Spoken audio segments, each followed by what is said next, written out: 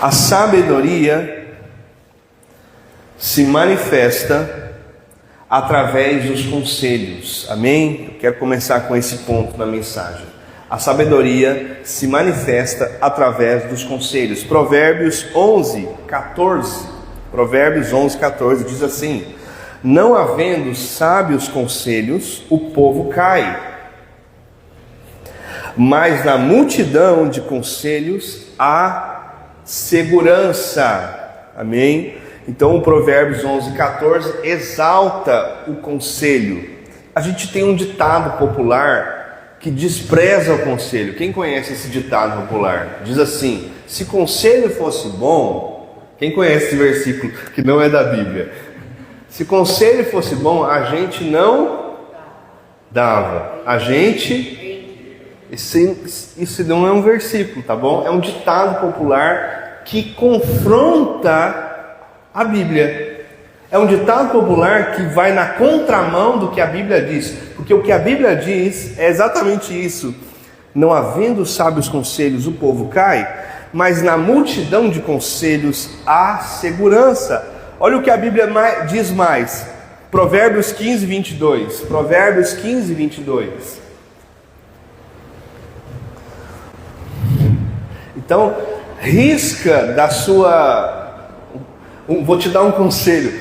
Risque do seu repertório de ditados populares esse ditado: se conselho fosse bom, a gente não dava. A Bíblia fala que conselho é valioso. Provérbios 15:22 diz: sem conselhos os projetos fracassam, mas com muitos conselheiros há sucesso. Então, enquanto a Bíblia diz que o conselho vale muito, o ditado popular diz que o conselho não vale nada. Então, você tem que fazer uma escolha nessa manhã. Você escolhe o que o ditado popular diz ou o que a Bíblia diz? Eu escolho o que a Bíblia diz. E a Bíblia diz: sem conselhos os projetos fracassam, mas com muitos conselheiros há sucesso. Então, a sabedoria se manifesta através dos conselhos.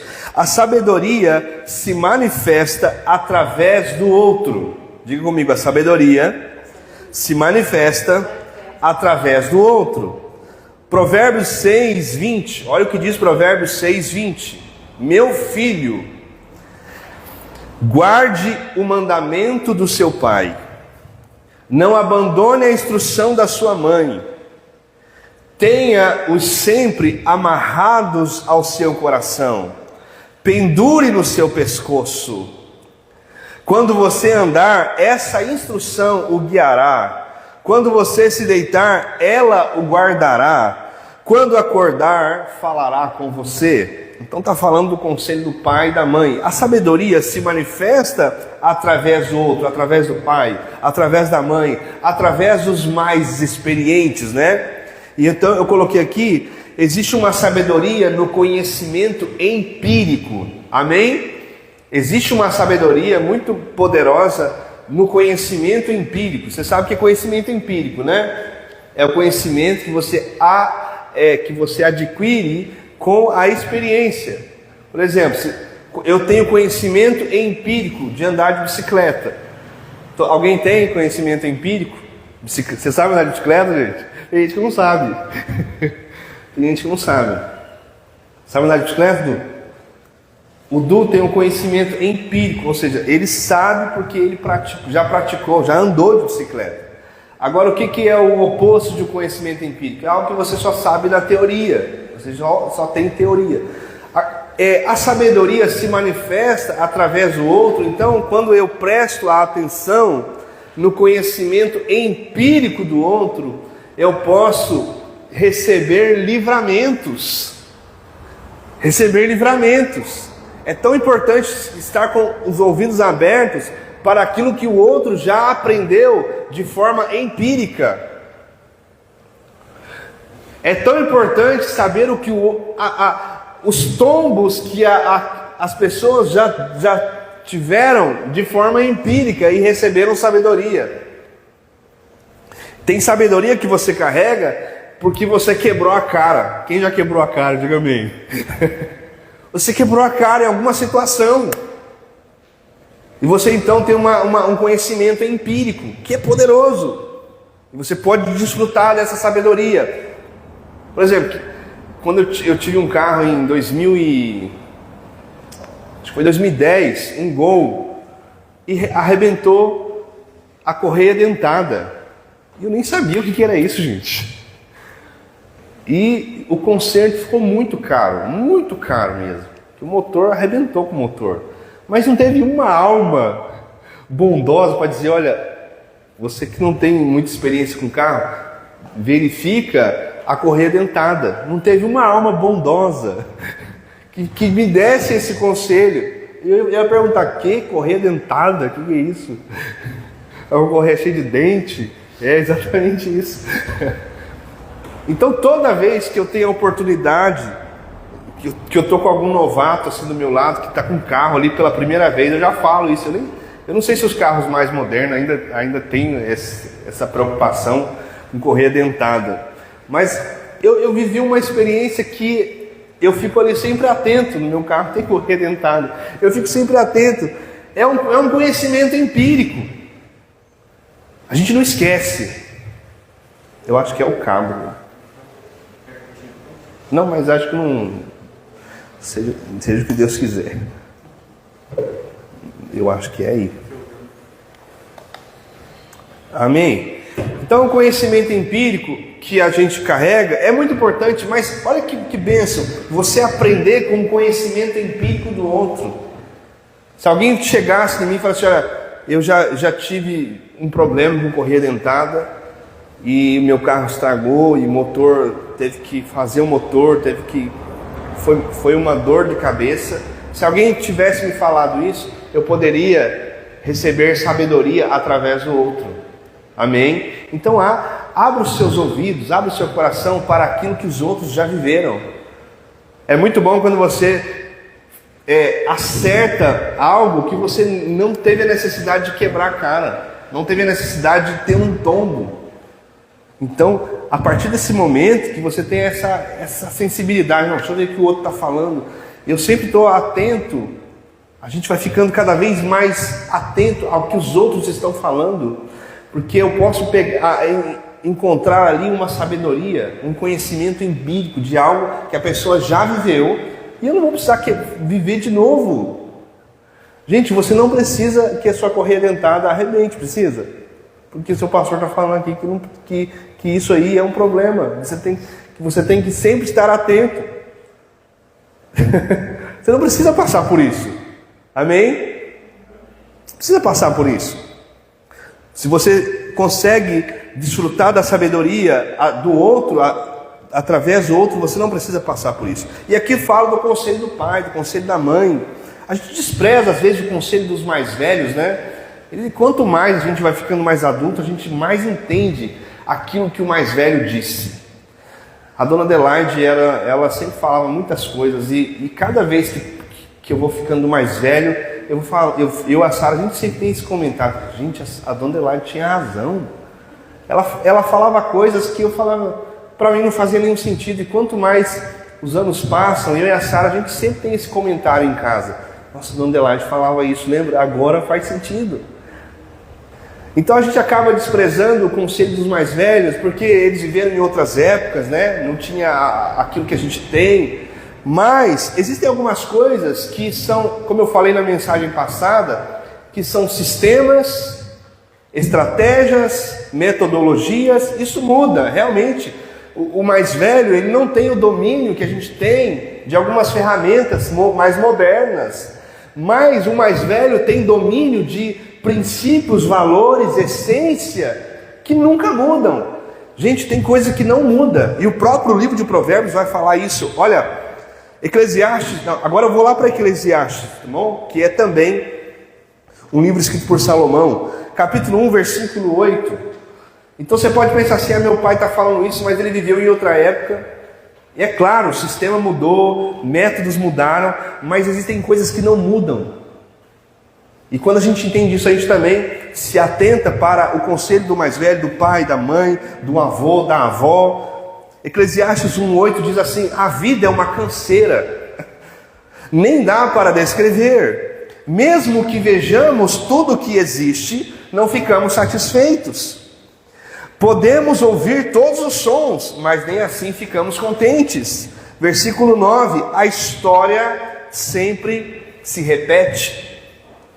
O que foi feito se fará outra vez. Na verdade, não há nada de novo debaixo do sol.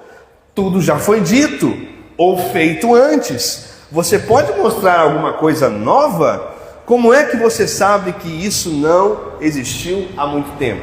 Aqui, o escritor, ele está falando de essência. É claro que existem coisas novas que não existiam há 1000 anos atrás. Existem coisas que não existiam. Mas o que ele está falando é a dinâmica social, a dinâmica humana não muda. O ser humano ele tem sempre os mesmos comportamentos, a dinâmica nos relacionamentos, alguns valores, essência, são coisas que vão se repetir sempre. Do nosso jeito humano de ser, os relacionamentos. Então, alguns conselhos que a dona Adelaide ela sempre falava estão relacionados à essência do ser humano, à essência dos relacionamentos, e isso não vai mudar. Pode mudar método, sistema, estratégia, mas existem alguns conselhos que vão continuar valendo para sempre. A Bíblia é um livro que nunca sai de moda. É um livro milenar, mas que os conselhos são atuais, que são para os dias de hoje, porque a Bíblia fala de essência, de propósito. Então são conselhos relacionados à essência. Então tem coisas que não mudam, gente. Então preste atenção naquilo que os mais velhos estão dizendo, na experiência, no conhecimento empírico. É muito bom quando você faz algo com sabedoria, porque você quebrou a cara lá e agora você faz certo.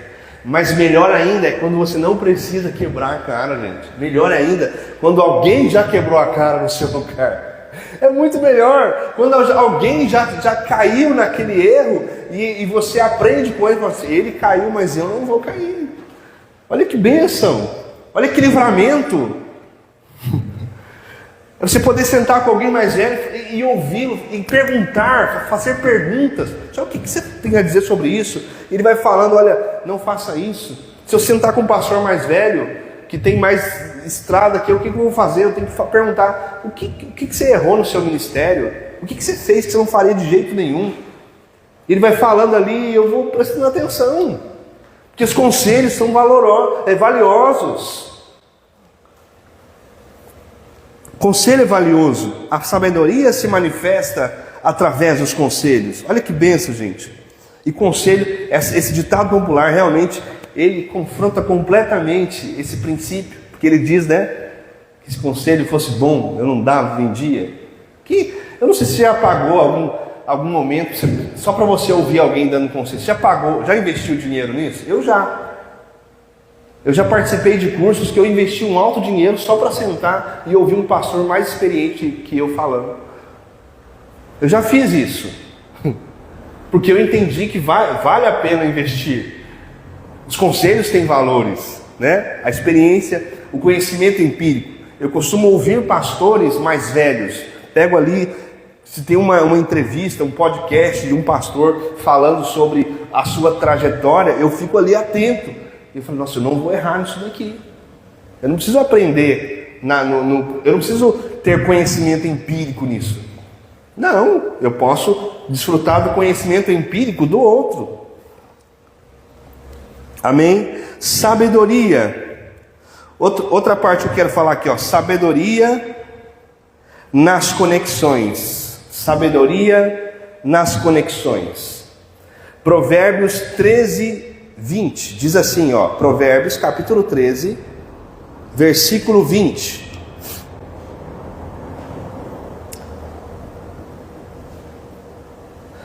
Quem anda com os sábios será sábio, mas o companheiro de tolos acabará mal. Olha um conselho, um bom conselho. Quem anda com os sábios, pastor, mas eu ando com tolos. Vamos entender o que é andar, né? Porque senão, nem todo mundo que está do nosso lado é sábio, é? Você anda só com sábio? É que esse andar aqui não é no sentido assim, literal da palavra. Existem pessoas lá no seu trabalho que você tem que andar com ele trabalha com você. Quem tem um tolinho lá do lado trabalhando com você? Tem uma pessoa lá que trabalha que... Mas o andar aqui não é literal. Andar aqui significa quem constrói conexões e alianças. Amém? Quem anda com sábio, ou seja, quem faz conexão com alguém que é sábio, se tornará sábio. Mas quem anda com o companheiro de tolos, né? O companheiro no sentido de conexão, eu faço conexão com tolos, acabará mal. Pastor, eu devo expulsar os tolos que estão ao meu lado? Sim ou não? Não faça isso. Não expulse os tolos que estão ao seu lado. Mas você não deve criar conexões, tá? Conexões profundas, alianças profundas. Amém?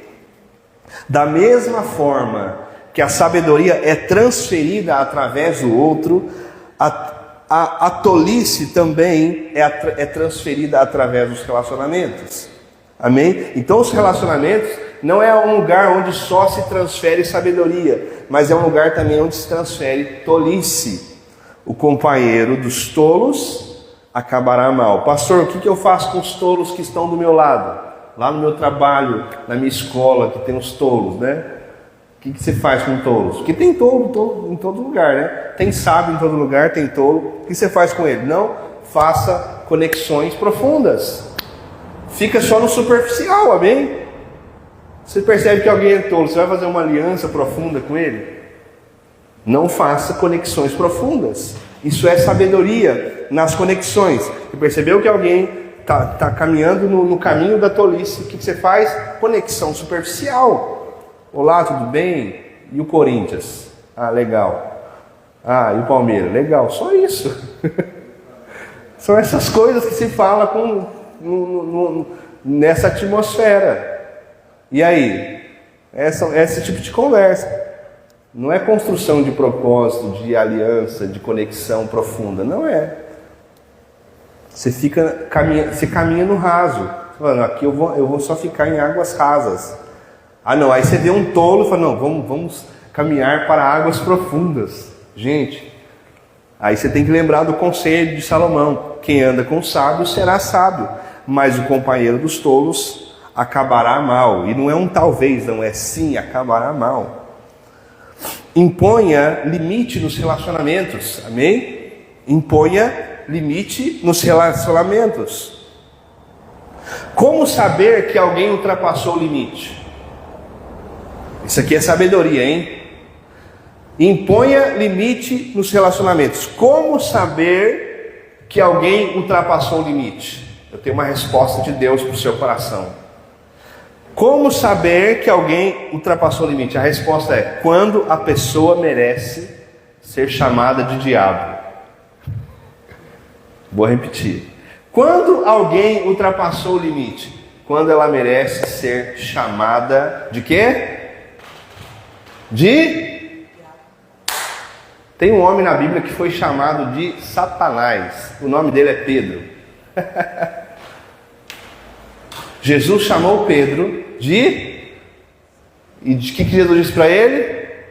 Para trás, Satanás. Por quê? Porque Pedro ultrapassou o limite. Jesus vai morrer na cruz. Jesus tem uma missão e um propósito. E Pedro diz, não, o senhor não vai morrer, não vou deixar. Jesus chamou ele de Satanás, porque ele ultrapassou o limite. Ele estava tentando abortar a missão de Jesus.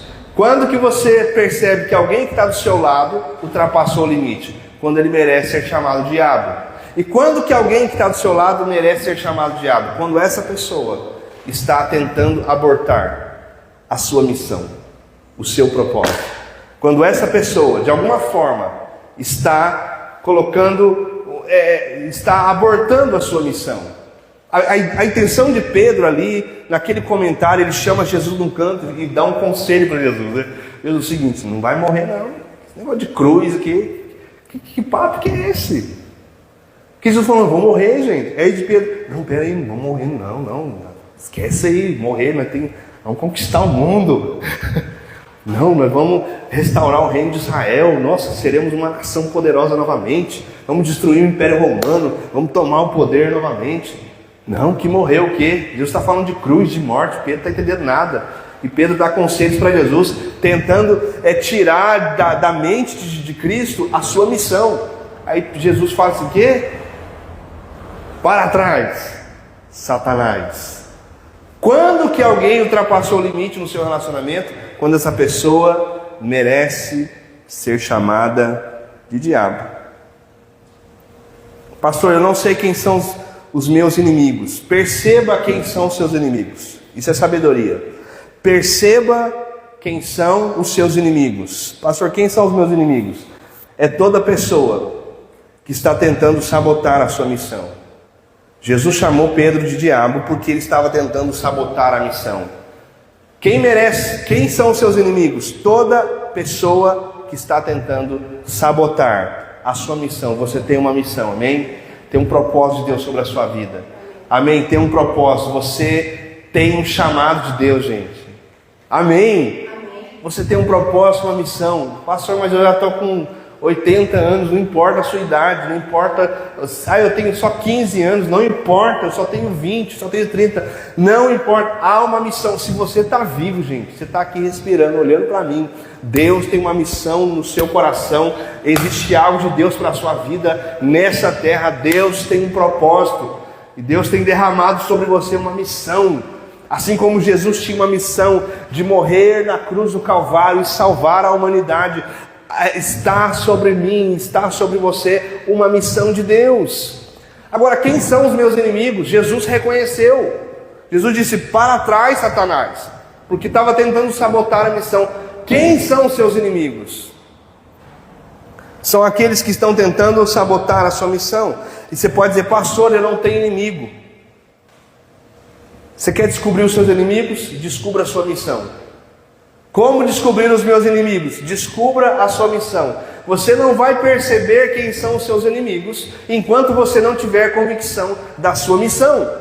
Porque quando Jesus chamou Pedro de Satanás e reconheceu um inimigo ali, porque Jesus tinha convicção do que ele tinha para fazer na terra. A partir do momento que eu tenho convicção da minha missão, nesse momento, eu reconheço todos os inimigos que estão ao meu redor. Toda situação onde existe ali uma tentativa de sabotar a missão, ali eu reconheço, aqui tem uma ação do inimigo aqui. O diabo está agindo aqui, toda vez. Então, pastor, eu não tenho inimigos. Você não tem inimigos? Se você entende que não tem inimigos, é porque você ainda não tem convicção da sua missão. Descubra a sua missão e você descobrirá os seus inimigos. Diga comigo isso para ficar mais didático. Descubra a sua missão e você descobrirá os inimigos. Sueli não pode rir tudo aí, ó. Ele. Vamos lá, segunda chance, hein? Ficou muito baixo aí. Descubra a sua missão. Descubra a sua missão. E você descobrirá os seus inimigos. É difícil falar descobrirá, né? O Du falou experience, não fala, que é o mais difícil, né?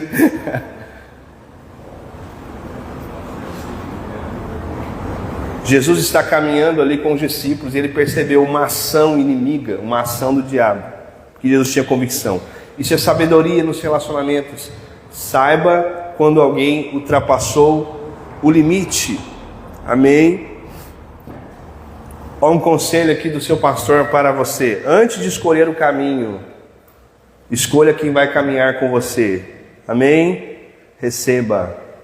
Antes de escolher o caminho, escolha quem vai caminhar com você. Isso é muito importante. Sabedoria nas conexões.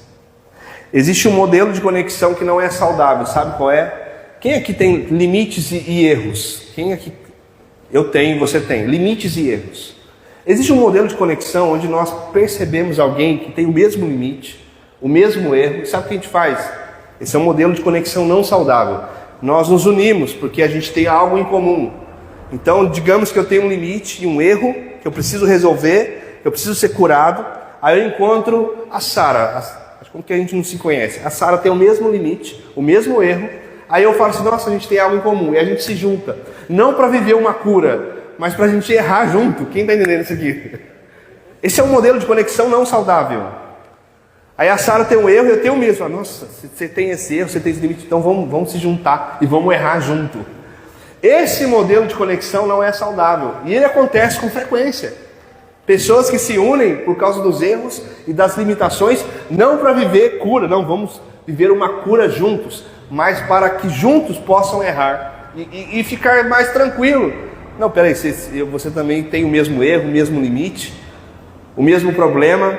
Esse é um modelo de conexão não saudável. E eu tenho um conselho para você.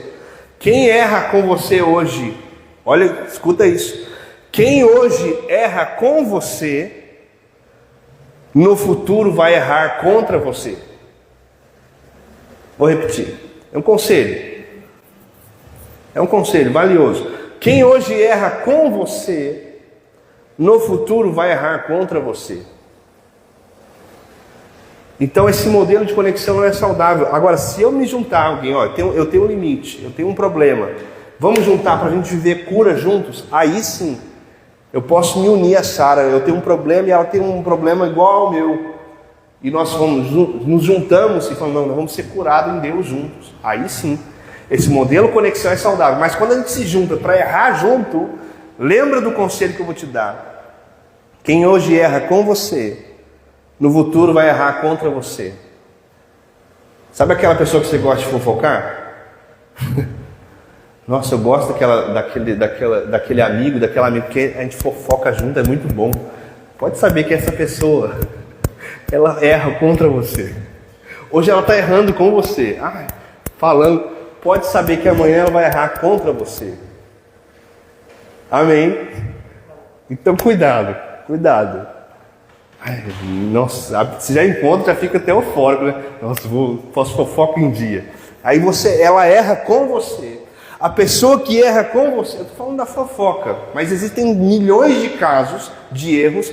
Quem erra com você, vai errar contra você.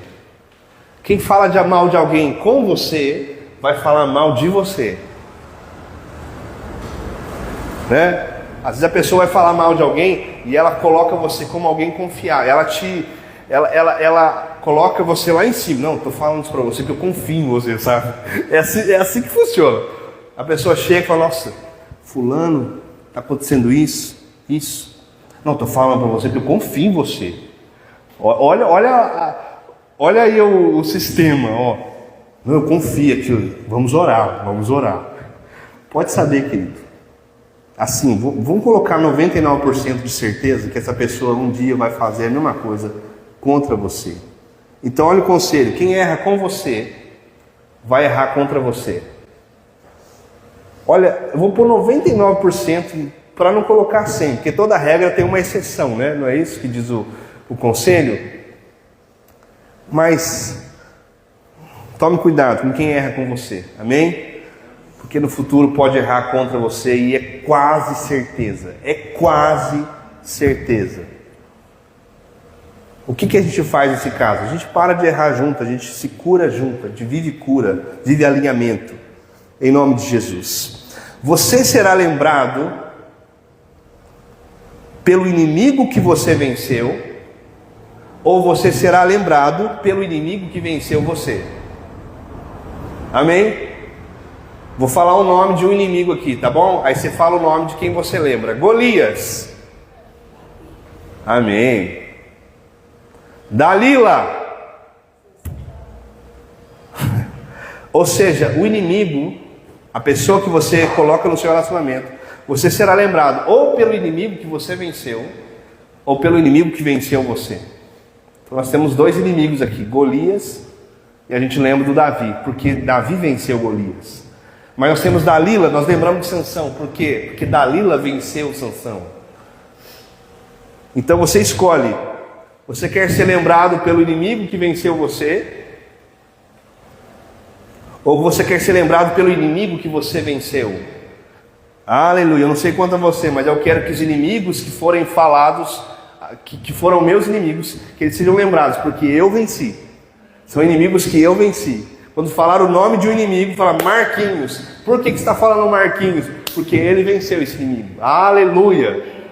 Quando falar o nome de um gigante, Eduardo. Por que você está falando Eduardo? Porque o Du venceu esse gigante. Que seja assim, que não seja como na vida de Sansão, que falou Dalila, Sansão. Por que Sansão? Porque Dalila venceu Sansão. E tem Dalilo também, hein? Existe Dalilo. Mas que nós tenhamos essa consciência de sabedoria nas conexões. Amém? Sabedoria nas decisões. Eu quero falar sobre sabedoria nas decisões. Provérbios 14:15. O ingênuo dá crédito a tudo que se diz, mas o prudente reflete antes de dar um passo.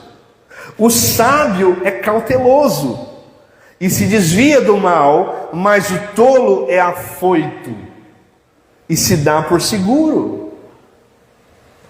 Sabedoria nas decisões. O ingênuo dá crédito a tudo. Eu já fui ingênuo, querido. A Sara me ajudou muito nisso. A Sara muitas vezes já falou isso, já faz tempo, graças a Deus. Marquinhos, você é muito ingênuo. Você é muito inocente. E realmente, querido, eu dava crédito a tudo que me falavam. Eu era muito crédulo, né? Não é credo, não, é crédulo. O ingênuo dá crédito, mas o sábio é cauteloso. O sábio, ele se desvia, é cauteloso. Ele não toma decisão, ele não é afoito. E aí eu lembro de Jesus falando, e esse texto realmente mexe comigo, porque eu precisei dessa cura, desse alinhamento. Seja simples como a pomba. Jesus falou sobre isso. Simples como pomba e prudente como serpente. E algumas versões diz astuto como serpente. E um caminho de sabedoria é quando nós equalizamos isso. Amém? É quando você equaliza simplicidade e astúcia. Você é simples e você é astuto. Eu era só simples. Chegava assim, nossa, Marquinhos, comprei uma casa de 7 milhões. Nossa, é mesmo? Que dia que eu vou visitar? Eu acreditava em tudo. Nossa, eu pulei da ponte e não machuquei de 10 metros. Nossa, é mesmo? Eu acreditava em tudo. Eu era muito simples, assim, muito inocente. E aí eu fui aprendendo algumas coisas e percebendo algumas coisas. Aí eu precisei de uma graça de Deus, porque quando a gente é muito simples, nesse sentido de acreditar, de ingenuidade, e a gente vai se machucando, sabe que há um perigo? Isso não é um caminho de sabedoria. A gente vai ficando astuto, e mais astuto, e mais astuto, e mais astuto, e a gente não é mais simples, a gente é só astuto. Agora a gente não acredita em ninguém, não confia em ninguém, não faz aliança com ninguém, não se conecta com ninguém, porque a gente está muito machucado, muito ferido, muito frustrado, muito decepcionado, e esse não é um caminho de Deus para nós. Porque nós perdemos aqui a oportunidade de viver as bênçãos de Deus, porque Deus se manifesta através do outro. Então a gente se afasta de todo mundo, de tudo, de todo tipo de situação social, e a gente vai ficando astuto demais. Quem é assim, eu tenho amigos policiais, policial é muito astuto. Então policial, eu tenho alguns amigos policiais, só que aí é uma outra situação, não é disso que a gente está falando, de coisas da vida, da rotina. Mas o policial está ali comigo conversando, ex-policial, né? Eles ficam assim, ó. Eles ficam assim, ó. Eles olham para todo lado, qualquer pessoa que passa na rua, eles já acham que é um bandido. Porque eles estão vivendo uma rotina tão intensa de bandido, de perseguição. E a gente às vezes pode ficar assim. Se nós não tomarmos algum certo cuidado, a gente pode ficar astuto demais. Aí você não consegue, aí chega a Arilene, Danilo, aí você teve uma experiência ruim com algum outro casal de jovens de liderança, você não consegue confiar num líder, num novo líder. Você está astuto demais. Isso é perigoso, gente. Se você está vivendo esse tempo de total astúcia, que Deus equalize o seu coração nessa palavra, nessa mensagem de sabedoria. Onde tudo você acha que a pessoa vai trair, vai se decepcionar, vai dar errado, vai machucar, tudo você acha. E aí Deus está te dando oportunidades. Ó, você não quer se machucar? Nunca mais.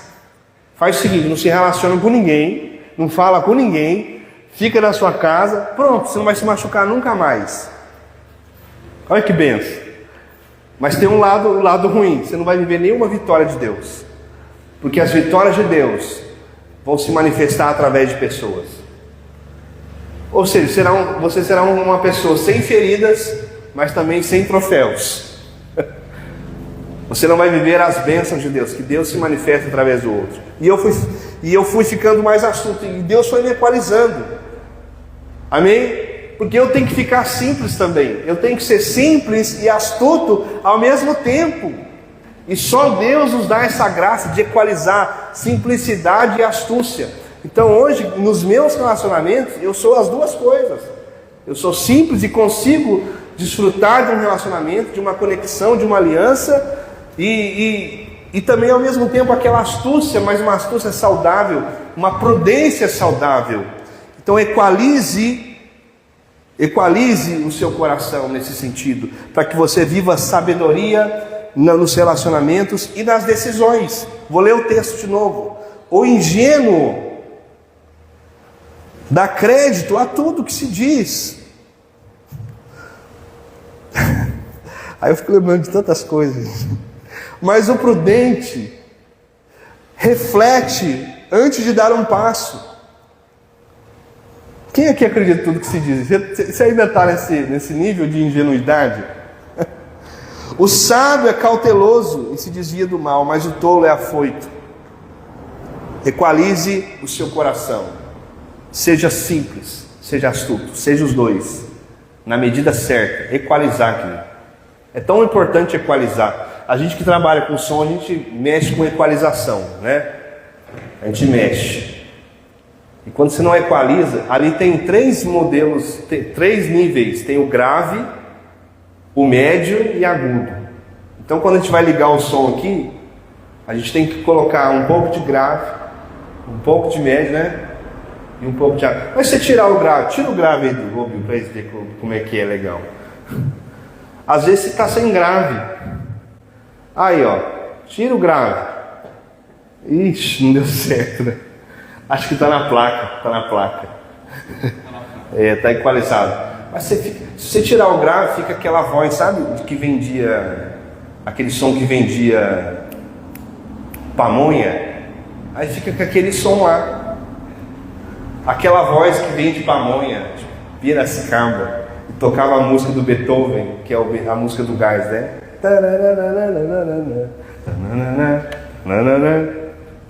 Que é do Beethoven, não é do gás. E a gente precisa equalizar. E eu quero encerrar aqui, ó, sabedoria nas emoções. Amém?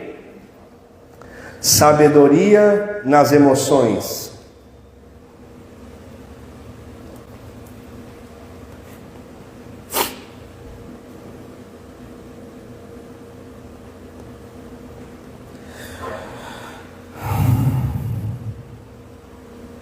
Perdi aqui a parte. Sabedoria nas emoções. Essa é a última parte da mensagem. Provérbios 16, 32. Melhor é o homem paciente do que o guerreiro. Mais vale controlar o seu espírito do que conquistar uma cidade. Aí tem uma outra versão que eu gosto muito que diz assim, ó: muito melhor é o homem paciente que o guerreiro. Mais vale controlar as emoções e os ímpetos do que conquistar toda uma cidade. Sabedoria nas emoções. O texto está dizendo que uma pessoa, imagina um guerreiro que conquista uma cidade. Você pensa assim, nossa, essa pessoa é muito valente. Imagine alguém que tem a capacidade de conquistar uma cidade toda. Só que a pessoa que tem a capacidade de conquistar o seu próprio coração, sabe, ter o controle das suas emoções, ela está num nível muito mais alto do que alguém que conquista uma cidade. Talvez você tenha a capacidade de conquistar muitas coisas e seja um grande guerreiro. Nós somos guerreiros, né? Você é um guerreiro, você é uma guerreira. Quantas conquistas você já viveu e vai viver muito mais. Mas o texto está colocando aqui que o guerreiro, ele está num nível muito baixo se comparado a alguém que conseguiu controlar as suas emoções. Porque o guerreiro pode conquistar uma cidade e chegar e deitar na sua cama e não ter paz no seu sono, porque ele não conquistou o principal, que é o controle das suas emoções. O guerreiro pode conquistar tudo e chegar e deitar aqui, deitar nesse divã abençoado. Vou deitar. E aqui e ali ele não conseguiu vencer a principal batalha, que é a batalha do coração, a batalha da alma, a batalha dos pensamentos, a batalha no campo das emoções. A vontade de Deus é que você seja um guerreiro, que você seja maior que um guerreiro que conquista uma cidade. Essa é a vontade de Deus para nós, queridos. Existe esse lugar de Deus para você. Deus quer conduzir você para este lugar. Aqui está uma palavra de Deus para nós.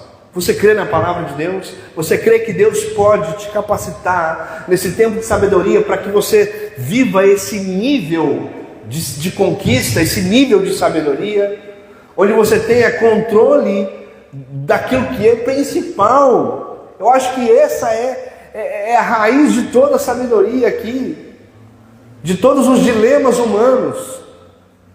É ter essa vitória no campo das emoções, querido. Porque nós queremos sabedoria para conquistar, nós queremos sabedoria para que tenhamos influência, nós queremos sabedoria para que nós vivamos um nível mais alto. Mas eu posso ter 1 milhão de sabedoria, conquistar 1 milhão de resultados, conquistar uma cidade, e ao mesmo tempo deitar na minha cama, colocar a cabeça no meu travesseiro e olhar para dentro de mim e pensar assim: eu não estou conseguindo vencer a principal batalha, que é a batalha do meu interior, das minhas emoções, no meu coração. Mas eu vim dizer para você, como ministro de Deus, existe vitória nessa batalha. Existe vitória nessa batalha. Deus pode te fazer um vencedor no campo das emoções, no campo dos sentimentos, no campo dos pensamentos. Deus quer te dar essa vitória. Existe vitória, querido. E essa é a melhor vitória que você pode receber. Essa é a melhor vitória. E se você quer ser um homem sábio, priorize a batalha mais importante da vida. Se você quer ser um homem sábio, o que é prioridade para você? Quais vitórias são prioridade para você? Se você é um homem sábio, uma mulher sábia, priorize a batalha mais importante. Qual é? A batalha onde nós vencemos, onde você vence você, onde você vence o seu eu, onde você ganha a briga com você mesmo, onde você deita na sua cama e o seu eu tenta derrubar você, mas você tem uma sabedoria de Deus, uma graça de Deus para vencer no campo das emoções. Isso é sabedoria, saber o que é mais importante. O que é mais importante? Conquistar uma cidade ou controlar o seu espírito? O que é mais importante para você? O que você tem, o que te preocupa mais? O que toma mais espaço no seu coração? Conquistar uma cidade ou controlar as emoções e os ímpetos? O texto nos diz: é muito melhor o homem que controla as suas emoções do que o guerreiro que conquista uma cidade. E um conselho para você: viver uma saúde emocional, um conselho para você: se concentre naquilo que você pode controlar. Se concentre naquilo que você pode controlar. O que você não pode controlar? Por exemplo, eu estou aqui pregando. Eu posso controlar aquilo que você está sentindo enquanto eu prego? Mas eu não estou concentrado nisso. Dá vontade de pensar nisso. Eu te falo, é tentador. Será que a Arlene está pensando agora? Será que o Danilo está... Será que estão gostando da mensagem? É tentador ficar focado nisso. É tentador. É tentador quando acabar essa pregação eu ficar pensando: será que a igreja gostou? Será que não gostou? Aí eu chego em casa, eu chupo uma laranja pocã e tento esquecer disso. Porque eu preciso me concentrar naquilo que eu posso controlar. Né? Natália ministrou, é tentador, né, Natália? Será que a igreja está gostando? Será que não está? A Denise ora aqui: será que eu orei bem? A gente pensando, a gente fica pensando nisso. E a gente ficou com a mente assim, as emoções assim, agitadas. Um conselho do seu pastor aqui, para que você tenha controle das emoções e seja maior do que um guerreiro que vence uma cidade: concentre-se naquilo que você pode controlar. Sabe o que eu posso controlar? Aquilo que eu estou falando. Eu posso controlar a minha expressão vocal, eu posso controlar o meu coração, eu posso controlar aqui o que eu vou falar, o que eu não vou falar. Agora a sua reação, aquilo que você está pensando, você está gostando, eu queria poder controlar isso. Nossa, a Serena, eu quero que a Serena goste dessa pregação. Ela aperta um botão. Imagina se eu tivesse o controle. Eu queria, mas eu não tenho. E se eu ficar pensando nisso, eu vou ficar com o coração agitado. Aí eu posso conquistar uma cidade, eu posso ter uma igreja de 1000 membros e chegar em casa, nossa, que pastor vencedor, uma igreja, e chegar em casa e viver uma batalha, eu, e não ter paz no coração. Talvez você está com inveja de alguém que está conquistando cidades. Eu não tenho inveja de quem conquista a cidade. A minha admiração é por alguém que aprendeu a conquistar o seu coração, a dominar as suas emoções. É claro, se a gente puder juntar as duas coisas, melhor ainda, né? Então se concentre naquilo que você pode controlar. Tem um rapaz na rede social que ele não é cristão, mas os vídeos dele me cativam bastante. Porque ele começa a andar na rua, gente, e fazer coisas assim. Ele deita no chão do shopping e começa a gravar vídeo assim. Não sei se você já viu esse rapaz, esqueci o nome dele. E através dele eu recebo muita sabedoria, sabe? Deus fala comigo através dele. E ele fala assim, ele começa a gravar vídeo e fala: tá vendo? Tá todo mundo rindo, mas daqui a pouco ninguém vai lembrar disso. Porque ninguém tá nem aí com você, gente. Ele fala assim: as pessoas não estão nem aí com você não. Se eu errar uma palavra aqui, aí o Du errou uma palavra. O Du falou experience com muita excelência, né? Vamos dizer que o Du tem errado. Nossa, falei tudo errado, pastor. Aí o Du vai para casa pensando, preocupado: ô Du, ninguém está nem aí. Essa que é a verdade. Você não está nem... Eu vou pregar aqui. Se eu falar um versículo errado aqui agora, você vai falar: nossa, pastor, tu falou errado. Aí eu vou para casa: nossa, eu errei. Aí fico pensando nisso. Só que a realidade é que você não está nem aí com isso. E não é porque você é mau, é porque a gente é assim. Sabe o que você está preocupado? É com a sua vida. É ou não é? Você está preocupado com a sua família, com a sua casa. A Natália está preocupada com o Igor. Nosso casamento, nosso futuro. É isso que ela está pensando. Aí o pastor Marquinhos está pensando assim: nossa, o que será que a Natália achou da pregação? Gente, ela está achando agora. Chega ali, a gente tem outras coisas para pensar. Só que a gente está concentrado no que o outro está pensando. E esse rapaz, é muito legal isso que ele fala. E ele faz os vídeos, e assim, no meio do shopping, no meio da avenida de São Paulo, falando assim. Você tem coragem de chegar no shopping e deitar no chão? Ele faz isso, ele fica assim, pulando. E ele começa a falar: gente, as pessoas estão dando risada, mas passar meia hora, ninguém vai lembrar disso. Porque a verdade é que todo mundo está focado em si mesmo. E isso é bom. é bom saber que ninguém está preocupado comigo. Na verdade, isso é bom, porque se você ficasse preocupado comigo, isso não é bom. Porque eu tenho que ficar preocupado com aquilo que eu vou demonstrar para você. Eu tenho que se preocupar comigo, com aquilo que eu estou fazendo, focado naquilo que eu posso controlar, querido. Essa que é a grande realidade. Isso, você quer ter uma vida emocional agitada? Fica pensando no que o outro está pensando.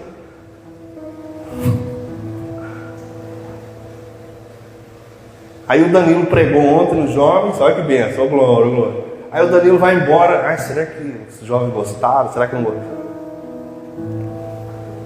A verdade é que você tem que se concentrar naquilo que você pode controlar. O que eu posso controlar? Eu posso melhorar minha pregação, eu posso estudar mais, eu posso orar mais. É isso que eu posso fazer. Eu posso me santificar mais. Eu posso purificar minha vida ainda mais, limpar as minhas vestes ainda mais. É isso que eu posso. Agora, o que você vai sentir? De repente você está mal hoje porque aconteceu uma coisa com você que não tem nada a ver com isso, e aí você não está gostando da pregação, mas não é por causa da minha pregação. É porque de repente você está com fome. Eu não tenho culpa disso. De repente você está com sono, você ficou na internet até 4 horas da manhã vendo meme. E que culpa que eu tenho? Aí de repente você está dormindo na pregação porque você foi dormir 5 horas da manhã assistindo vídeo. Aí o pastor pensa que a culpa é dele. Não, é você que não descansou. E chegou no culto cansado, dormindo, com os olhos fechados, porque você não descansou, você não relaxou, você não se preparou para o culto, você não guardou energia física para estar aqui. Aí eu vou ficar pensando, nossa, a culpa não é minha. Você que tem que dormir mais cedo. No sábado, você sabe, tem culto amanhã, sabe o que tem que fazer? Não, eu preciso aguentar a pregação do pastor Marquinhos. Ele prega uns 40 minutos. Então eu vou dormir mais cedo, desligo o Instagram, porque amanhã eu tenho 40 minutos para ficar com o olho aberto, assim, ó, regalado. Aleluia, aleluia. Mas não, você gastou sua energia física ontem porque você não administrou. Mas aí a culpa é sua, a culpa não é minha. Sabe uma coisa que eu faço? Eu trabalho muito de terça a sexta, aula. Aí no sábado eu faço as coisas da igreja, as pregações, mando mensagem. Mas eu e a Sara, assim, a gente sempre pensa, eu preciso dar uma descansada, senão amanhã a gente vai chegar podre no culto. Eu tenho essa preocupação de chegar podre aqui. Mas se o pastor chegar aqui podre, pregando podre, aí eu dou uma descansada, tento administrar, sabe, as minhas atividades no sábado, para poder ter energia agora. Porque esse momento é o nosso momento como igreja. Se concentre, fique de pé. Vamos terminar isso aqui. Se concentre naquilo que você pode controlar. Essa é sabedoria nas emoções. Acho que é o princípio de todos os conselhos que eu posso te dar para que você tenha uma vida emocional leve, tranquila. Esse é um conselho que é um dos principais. Se concentre naquilo que você pode controlar. Você está preocupado com sua família? Eu tenho lá minha família. 6 irmãos. Gente, se eu for ficar preocupado com tudo que eles estão fazendo agora, eu vou ficar doido. O que eu posso fazer por minha família? Orar por eles. Eu posso orar, eu posso consagrar minha vida por eles. Eu posso crer na palavra que diz: crer no Senhor Jesus, será salvo toda a tua casa. Amém? Mas imagina você ficar preocupado com coisas que você não pode controlar, gente. É ficar doido. Você não vai ter emoção saudável. Você não vai conseguir desfrutar de um momento na presença de Deus. Aleluia. Amém? Deus abençoe sua vida. Que você trilhe caminho de sabedoria. Que você ouça essas mensagens no YouTube, anote, lembre daquilo que foi falado. Sabedoria nas conexões, sabedoria nas alianças, sabedoria nas emoções. Os maiores problemas sociais, problemas familiares, são problemas de falta de sabedoria. Uma família que está vivendo uma grande crise, não é porque falta dinheiro, falta sabedoria. Que pode ter R$1 milhão e ainda essa família ser uma família problemática. Os problemas que vivemos é falta de sabedoria. Os problemas nas emoções, pode saber, é falta de sabedoria nas emoções. Os problemas ministeriais é falta de sabedoria. Os problemas, qual é o seu problema hoje? Qual é o grande gigante que você está enfrentando hoje? Talvez esse gigante esteja completamente relacionado a uma falta de sabedoria que você precisa, e Deus está aqui para derramando sobre nós sabedoria. Como diz Tiago, quer sabedoria, peça a Deus, que a todos dá liberalmente. Eu não sei se você já teve a oportunidade de sentar com um casal em crise. Quem já teve essa oportunidade de aconselhar um casal? Aí o casal senta, gente, eles estão enxergando 1 milhão de problemas. E você percebe ali que o que falta para aquele casal é sabedoria. E quase sempre, quando eu e a Sara vamos aconselhar casal, quase sempre, eles estão quase já se separando, quase sempre, o problema não é para separação, é um problema pequeno, mas falta sabedoria. Pai, nós te agradecemos por esses domingos, esses 4 domingos, onde mergulhamos nesse tema. Que o Teu Espírito continue trabalhando em nossos corações através de todas as sementes que aqui foram lançadas. Palavras tão importantes, chaves tão importantes para que vivamos uma vida feliz, abençoada no Senhor. Essa é a vontade do Senhor, que vivamos uma vida feliz, uma vida saudável, tranquila, que possamos conquistar novos níveis de unção, de alegria, de prosperidade, de bênção e de influência para a glória do Teu nome. Tudo para a glória do Teu nome, porque dele, por Ele, para Ele são todas as coisas.